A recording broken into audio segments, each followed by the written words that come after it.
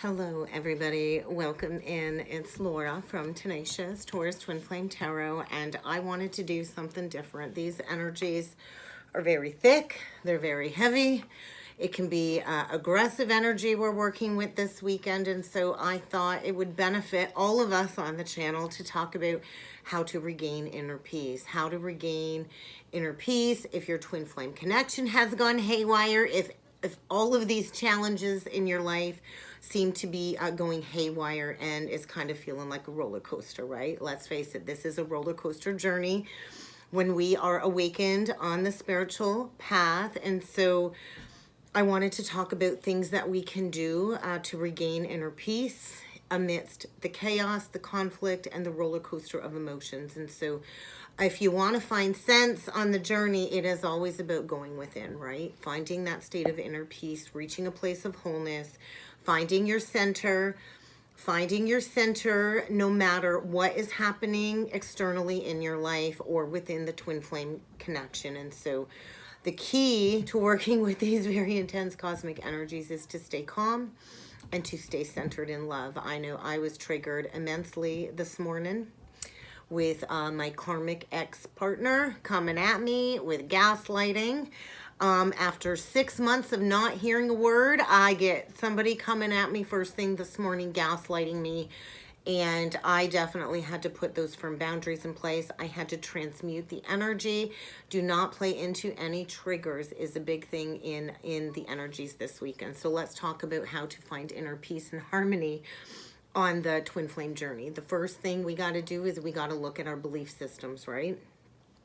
We got to look at the totality of all of our life experiences, and everything we've gone through is affected by the beliefs we hold instilled in us within our ancestral DNA, our human patterning, the beliefs we were told we hold through our parents, the education system, and all that stuff. And so basically the beliefs we were raised in are our rose-colored glasses, right? We experience our reality through these rose-colored glasses with all of these false beliefs, and it does affect our whole outer reality. And so all of these false beliefs can hurt us immensely on the journey. And so when we go into doing this shadow work and we consider all of these beliefs that we hold, and they come from somewhere, right? They come from somewhere, usually our parents. So look at any negative beliefs when it comes to love. Most of us feel love is supposed to hurt. Love is not supposed to hurt. Love is supposed to heal. And so if that's a belief coming up in the energies, you have to observe where it came from. Likely a toxic pattern from your parents. Or if you have this underlying belief of life is just hard, life is always a struggle. Obviously, somebody passed on this belief to you. And so a lot of these beliefs come from our false society structures that keep us feeling that we cannot have joy and love in our lives, the joy and the love that we desire. And so if you're struggling in the energies, or if you're struggling right now on the twin flame journey, I think you need to ask yourself how your beliefs are related to these struggles, where these beliefs come from, and how do we shift out of these negative beliefs? Because beliefs aren't simply a choice that we make. These are deeply embedded, deeply ingrained beliefs from birth that we've taken on from our family. And so going into these beliefs, shifting the mindset when it comes to these beliefs is one of the fastest ways to uplift the journey and to step into positivity. We got to clear all the heaviness behind all of these limiting beliefs, right? Because the truth is, we came here for love. We are love at the core. We did not come here to struggle. And if you believe struggle is just a given, that's what we're going to keep attracting, right? Like attracts like. And so really everything is about energy clearing. It is an energetic, alchemical journey. It's like a rewiring of the DNA structure. And so energy clearing really helps us raise our vibration. So book a Reiki session, book an access bar session, do chakra clearing meditation, anything, right? Because we're not here to live life miserably and to constantly play into these challenges. And so energy management is a huge part of coming into a state of inner peace, energy management. And so moving the energy around, the chakra system is like a wheel in constant motion. And when things get gunked up, things come to a stop, and we got to clear those blockages, right? And we got to keep up with those clearings, because you can go get a Reiki clearing and all of those gunked up blockages are going to come back in if you don't keep up with clearing these open channels. And so energy management, energy clearing helps us open up to unconditional love, and then we can get to the core of the existed belief pattern that has been blocking our path to union with these negative energies. And so a big part of energy clearing too is going within, allowing the soul or the heart to show you what it is you need to do to stay in this feeling of bliss, to release any blame or judgments. We can't keep blaming everybody else for all of our problems, right? And so accountability is a big thing. And so the more you open up to harmony, the more you are releasing blame, which is the exact opposite of harmony, right? We can't reach inner harmony if we're blaming everybody else for our problems. And so the two cannot exist together. Harmony and blame, it's impossible for the two to exist together. And so as we uplift into these higher timelines, into these higher states of consciousness, and we tap into all of these Akashic records and the gift of this memory, and when we tap into all of this direct source energy from love, it, from source, it amplifies the love, right? But then it also amplifies the blockages. And so a big thing we need to remember, and this is something we have to choose to consciously decide every day, is happiness is a choice. We get to consciously choose to step into happiness, okay? And so it's really not that far out. We have to consider what makes us happy. We have to choose to be happy in every moment, right? And happiness is an energy, just like everything else. It's a state of being. And so when we allow ourselves to live in happiness rather than denying ourselves this happiness, then we can really shift our journey drastically, okay? So it's like a radio station, right? What channel do you want to tune into? What frequency do you want to turn the dial into? And so the more you tune into choosing happiness, the more you're going to get more of that, right? If you're turning into the frequency dial of worry, fear, doubt, then you're going to get more of that, right? And so for things to change, for reunion to happen, we have to release the worrying and the waiting. We're not waiting for anything, right? We're living in the present moment. The present moment is all we have. That is the future. The past is gone. Can't keep looking back at the past. The future hasn't happened yet. The future is the now moment. Tomorrow is never promised, right? And so the mind is our biggest tool when it comes to instilling inner peace, because the mind can be our biggest ally or it can be our worst enemy, right? And so when we are fully present in the now moment, that is the easiest way to align to peace and to call in fulfillment. And so you think about it, when we come to the end of our life, are you going to look back and are you going to say, wow, I lived every single day to the fullest possibilities that I could reach? Were you focused on finding joy and staying out of negativity? Because at the end of our life, all we have are the memories that we leave behind, right? And so we got to learn how to make our mind and our thought processes work for us rather than against us. And I know that's hard on the journey because the mind can riot against you. The mind can run wild and destabilize us immensely on the journey. And so the more you center yourself, the more you call in peace and stay in the present moment, the more love that's available to you, and the easier it is to see the love that exists between you and your counterpart at the soul level. And so we so often allow ourselves to get pulled back into this roller coaster of negativity, and we spiral as many times over as we need to unblock this negativity in order to finally attract love into our lives. We have to become love. And so you can tell when somebody's at peace. When somebody is at peace and calm in the headspace, they're a magnet. They're a magnet for love. They're a magnet for people wanting to come towards their energy like moths to a flame. And so if somebody's constantly stressed out or not centered, you're going to feel that and you're going to want to deflect away from that person, right? Especially if you're in tune with how energy works. And so We don't want to deflect love, right? We don't want to deflect it. And so meditation is the biggest part about finding that inner peace. And I know so many people have a hard time with meditation because the mind is constantly running wild. And so meditation is a practice. It takes practice. And the biggest part for me on the journey, it took me about a good solid year. The first part of my awakening journey, that first year, was mastering meditation, because meditation can bring forward miracles. Okay, meditation is the best way to raise your vibration, stabilize your mind, stabilize your moods, and bring you deeper in touch with your soul's essence.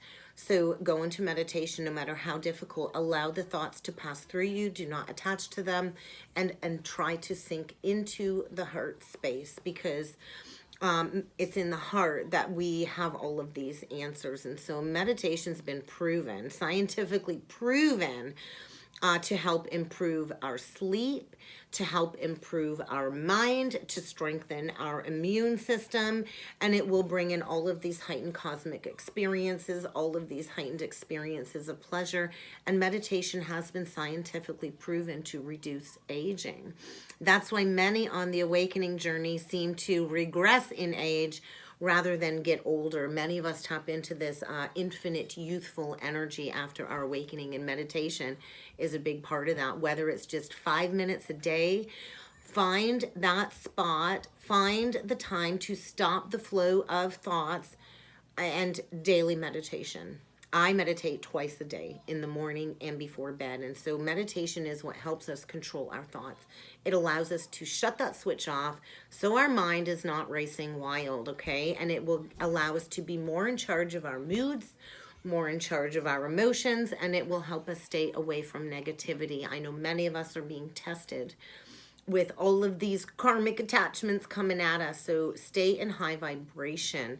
Meditation is one of the easiest ways to connect with your counterpart on the twin flame journey. And you will be able to receive your soul's divine guidance in meditation, and you will be able to tap into the blueprint that the two of you possess in order to journey back towards love and wholeness. And so when we're congested with stress, fear-based thinking, we're going to lack inspiration. We're not going to have those clear answers, and we're not going to have our prayers answered. So meditation is going to be huge. And once again, the power of forgiveness allows inner peace to be restored. So in order to step into forgiveness, we do have to be willing to release the past. We have to open up the doorway to these new states of being. And this includes not only the twin flame, but everybody who has hurt us in the past. Because when we keep dwelling on the past, it's going to bring nothing but stagnation and nothing but unhappiness, and that 5 of Cups energy of prolonged grieving. So I know it can be a challenge, but forgiving is the easiest way to clear out all of these past hurts. Like the enlightened Buddha said, holding on to resentment is like drinking poison and expecting the other person to die. So holding on to these negative energies such as resentment, anger, bitterness, all it really does is hurt you. Because when you hold on to that, the only person you're hurting is you inside. You're not hurting the other person. You're hurting yourself. And so if you, if you're holding on to all of those energies, the other person's free to go on and live their best life. And your anger and your hatred isn't hurting the other person living their best life. It only hurts you. So forgiveness. When you can reach a place of forgiveness, that's when everything will improve in your life, your mood, your connections, and you can really ground these higher states of unconditional love. So the longer you hang on to hurt, the longer it's going to weigh down this twin flame connection, and the longer it's going to keep you in a state of negativity. And so if you look at, if you think of it as like releasing a balloon, right, up into the sky, when we dwell on this hurt, it keeps us weighed down. It anchors us into these shadow energies. But when we forgive, we're set free and we can ascend and we can float, right? We don't have all of this baggage we're carrying around on our heart. And so I know it can be so easy to let go of past hurts, and it's a journey. It's a spiral, right? But forgiveness is a very powerful thing when it comes to harnessing inner peace. And remember to stay grounded. When things are haywire, when things are crazy, when you feel like you've lost your sense of self on the journey, or if you're feeling like you're floating in these states of fogginess, grounding, right? In all of these unstable influences, our moods can be up and down and all around. And so grounding, what does it mean to ground yourself? You can go outside barefoot in the grass and imagine roots growing into the center of the earth and ground. The more you practice how to stay grounded, the easier it is over time to avoid that overthinking. Because when you overthink, you're not living in the now moment. And so spending time in nature is one of the easiest ways to get grounded. And when you stay grounded, it also helps the counterpart with all of these intense cosmic and collective energies, right, that are likely leaving your counterpart just as stressed out, feeling like they're getting nowhere either. And so animals are always a good way to ground, which is likely why I have a little mini farm here, is what it seems, with the 4 cats and the dog. So animals are a great way to ground the energy, especially if you're highly sensitive. We can feel our pets' connection. We can feel their energy. We can feel when they're sending us positivity and when they're helping us ground. And I think cats are a beautiful animal to have because they naturally meditate with their purring vibration. It's naturally healing energy. And so as humans, for generations, we've been mentally focused, and now we're learning how to be heart focused. So if you're on edge, if you're hazy, if you're foggy, if you're feeling discomforting energy of fear, spend some time in nature and make sure that you ground yourself in the energies, okay? And another big thing when it comes to releasing and harnessing our power is journaling. We should all develop that habit of journaling, and that's a good way to deal with these intense energies, these experiences. Creative writing, journaling. Write down everything unhealthy that needs to be expressed rather than keeping it bottled up, right? Journaling is a very powerful tool to help us find our center. And I'm still working on that book that I've been writing about my experience, but we don't have to write pages and pages and pages worth of emotions or thoughts, but allow what flows to come forward and find its way out of your system with a pen and a paper is a really good way to recenter. And our intuition is always showing us ways to move past these blockages. And so when we regularly journal, that's also allowing us to strengthen our intuition and our connection to our own higher self. And so journaling will always bring forward those new perspectives, and it is a great way to release the pain, the burdens, the hurt, the resentments, talking about it, right? We don't have to openly talk about it, but when we journal, we get it out, right? It's just get it out, get it out, get it out. And so journaling, start journaling today if you do not journal.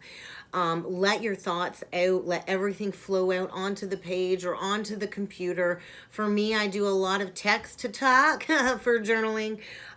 Anything like that is really therapeutic to start journaling. And so write about what it is you want to experience in these new states as well. Writing is a very powerful tool for manifesting. Words cast spells, right? Spell casting. And so instead of allowing all of this to be clogged up inside, get it out. And I think that will really help you be more at peace. So I just kind of wanted to talk about a few of the tips and tools that I've learned on my own awakening journey to help with these intense shifts. And I hope that these helped you. Don't forget to hit me up in the comments. Let me know what you thought about this video. Like it. Give it a thumbs up if you liked it. Share the video if you think it could help somebody out there and to help circulate the videos and help the channel grow. But I hope you all have a wonderful weekend. I look forward to join you all again Monday morning with the Twin Flame forecast. Have a great weekend.